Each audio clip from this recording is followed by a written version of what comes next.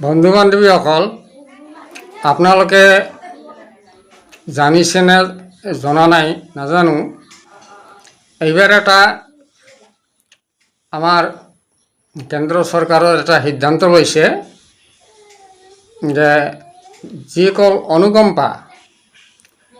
অনুকম্পাসকলক অৰ্থাৎ দয়া কৰি এটা পেঞ্চন দিব। কাক দিব?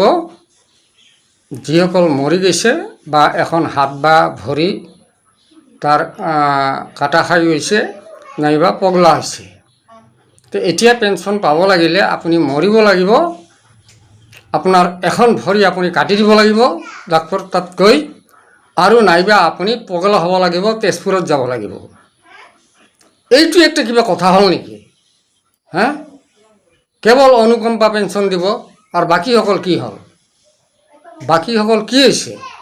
আমি যে 1996 চনত চাকৰি পাইছিলোঁ, কৈছিল যে 2004 চনৰ আগত যিসকলে চাকৰি পাইছিল তেওঁলোকক পুৰণি পেঞ্চন দিয়া হ'ব। কেলেই নেদিল? এইটো এটা নিয়ম হ'লনে? আপুনি মৰি যোৱাৰ পিছতহে পেঞ্চন পাব, পৰিয়ালে পাব। মই জীয়াই থাকোঁতে যদি মই পেঞ্চন উপভোগ কৰিব নোৱাৰিলোঁ, মই যদি ঔষধ কিনা বিনাকাৰে মই মৰি গ'লোঁ, তেতিয়াহ'লে কি হ'ব? পেঞ্চন নহ'লেতো এজন মানুহ ৰিটায়াৰ হোৱাৰ পিছত মোৰ বা বাকীসকলৰ যেনেকুৱা অৱস্থা হৈছে যে তেওঁলোকে মানে ঔষধ কিনা অবিহনে তেওঁলোকে মৰি যাব। ময়ো হয়তো মৰি যাম, মোৰো ঔষধ কিনা পইচা নাই বৰ্তমান।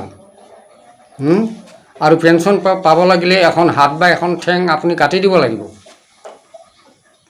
জৰুৰ আপুনি কাটি দিব লাগিব যদি পেঞ্চন পাব খোজে, আৰু নহ'লে পেঞ্চনৰ আশা বাদ দিব লাগিব, নাইবা আপুনি পগলা হ'ব লাগিব, নাইবা আপুনি কিবা কৰি মৰি যাব লাগিব, কিবা প্ৰকাৰে মৰিব লাগিব আপুনি। তেতিয়াহ'লে আপোনাৰ পৰিয়ালটো ভালে ভালে চলিব পাৰিব। এইটো দেশৰ নীতি, এইটো এখন দেশৰ নীতি হয় নেকি? পেঞ্চন আজি ইংৰাজৰ দিনৰ পৰা পেঞ্চন চলি আহিছে। ভাৰতত কেৱল দেউলীয়া হয় নেকি? ভাৰতখন পেঞ্চন দিলে দেউলীয়া হয়? কেলৈ দেউলীয়া হ'ব? ইমান GST কাটি আছে, বস্তুৰ দাম বাঢ়ি আছে, আৰু চৰকাৰে কৰ্মচাৰীৰ পৰা 10 টকা কৰি কাটি এইটো শ্বেয়াৰ মাৰ্কেটত বিজনেছ কৰি আছে। সেই কোটি কোটি কৰৰ টকা কি হ'ল? কেলেই পুৰণি পেঞ্চন দিব নোৱাৰে? পুৰণি পেঞ্চন কেলেই দিব নোৱাৰে? চৰকাৰে ক'লেতো নহ'ব যে পুৰণি পেঞ্চন দিব নোৱাৰোঁ, দিবই লাগিব, বাউণ্ড দিব লাগিব পুৰণি পেঞ্চন। এতিয়া আমাৰ বিজয় কুমাৰ বন্ধু, আমাৰ ৰাষ্ট্ৰীয় অধ্যক্ষ, তেখেতেতো লাগি আছে আৰু কৈয়ে আছে যে OPS লেকে ৰেহেংগে। তেওঁ কৈছে যে OPS লৈয়ে এৰিম। তেওঁ UPS কৈছে যে UPS, NPS। কোনো NPS UPS দুয়োটাই আমাৰ মাৰ্কেট লিংক। যিটো বাজাৰৰ লগত লিংক, বাজাৰ মাৰ্কেটত পইচাখিনি দি এটা কৰ্পৰেট গোষ্ঠীক ধনী কৰি আছে, আৰু আমাক মানে নিগমে মাৰি আছে। যিসকলে অৱসৰ লৈছে, আগতে জনা নাছিল যে NPS কি বস্তু, বোধহয় ভালে NPSত ভাল পেঞ্চন এটা পোৱা যাব। যেতিয়া অৱসৰ লোৱা হ'ল, লাহে লাহে মানুহে জানিব পাৰিল 700 টকা, 1000 টকা, 1200 টকা, 1800 টকা, 2000 টকা এইখিনি পেঞ্চন পায়। এই টকাৰে ঘৰখন চলিব নে বৃদ্ধকালত তেখেতৰ ঔষধৰ টকাখিনি হ'ব? কোনখিনি হ'ব? তেওঁলোকে জানে, চৰকাৰে জানে যে এই টকাৰে কেতিয়াও চলিব নোৱাৰে। এওঁলোকে মৰে যদি মৰক, এওঁলোকে সোনকালে মৰি যাওক। এটা আমাৰ চকুৰ পৰা এওঁলোকে আঁতৰত যাওক, সোনকালে মৰি যাওক, নহ'লে পেঞ্চন দিব লাগিব। সোনকালে নমৰিলে পেঞ্চন দিব লাগিব।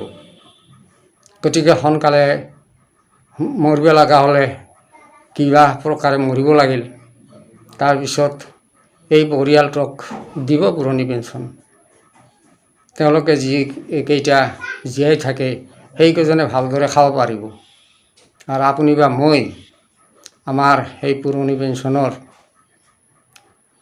আশা কৰি লাভ নাই। আমি ভাল মন্দ তেনেকুৱা খাব নাপাম। এইকেইদিন আমাৰ কষ্ট কৰি জীয়াই মৰিব লাগিব। ঔষধ অবিহনে, টকাৰ অবিহনে ঔষধ কিনিব নোৱাৰি মৰিব লাগিব। এইটোৱে চৰকাৰৰ নীতি। গতিকে চৰকাৰক মই ইমান এটা ভাল নাপালোঁ। কেলেই ভাল নাপালোঁ, আজি কিমান দিনৰ পৰা কৈ আছে যে ফেঞ্চাৰ স্কুলৰ যিখিনি আছে, ফেঞ্চাৰ স্কুলত সেইখিনিও দিয়া কথা আছিল, অভিভাৱক শিক্ষকখিনিক দিয়া কথা আছিল। 1993 আৰু 96 চনৰ সেইখিনিক দিয়া কথা আছিল। 93 আৰু 96 চাকৰি পোৱা মানুহ আমি। আমাৰ কেলেই OPS নহয়, কি কাৰণ নহয়? আপোনালোকে চাকৰিটো দেৰি কৰি 2006 চনত দিছে, আমাক চাকৰিটো 2006 চনত দিছে। আমিতো দিবা কোৱা নাই যে 2006 চনত দিয়ক। আৰু এই 12 বছৰ পিছত যে চাকৰিটো দিল, এই 12 বছৰ দৰমহাটো আমাক দিয়া নাই, 2006 চনৰ পৰাহে দিছে। আৰু তেতিয়া ষ্টেপেণ্ডাৰী আমাৰ পষ্টবিলাক আছিল, তেতিয়া 1800 টকা মাত্ৰ দৰমহা পাইছিলোঁ। 5 বছৰ আমি 18 টকা দৰমহা পাই, তেতিয়া ট্ৰেইনিঙৰ পিছতহে আমাৰ 11,000 দৰমহা হ'ল। তাৰ পৰা বাঢ়ি মোৰ 38,000 হ'ল। তাৰপাছত মই ৰিটায়াৰ হ'লোঁ 2021 চনত। বেছিদিন চাকৰি কৰিব পৰা নাই। তেতিয়া DA কম আছিল, পইচা কম পালোঁ। এতিয়া টকা পইচা নাই, হাতত একেবাৰে নাই। বহুত কষ্ট হৈছে, চিন্তাত ৰাতি টোপনি নাই। গোটেই ৰাতি এটা দিন টোপনি মৰা নাই। মই দিনত 11-12টা বজাত টোপনিৰ পৰা উঠোঁ, ৰাতিপুৱা টোপনি ধৰে। চিন্তাত, টকা নহ'লে মানুহে কেনেকৈ জীয়াই থাকিব? এইটো কথা হ'ল নেকি? যি হওক, চৰকাৰকতো অনুৰোধ নকৰোঁ আৰু অনুৰোধ নকৰোঁ, দয়া কৰিব নালাগে।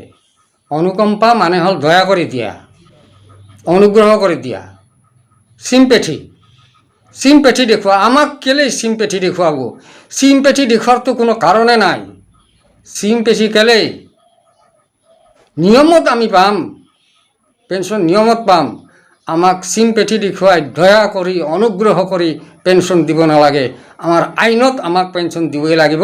আপোনালোকে সোনকালে পেঞ্চনৰ ব্যৱস্থা কৰক। এইখিনি ক'লোঁ মই। ধন্যবাদ।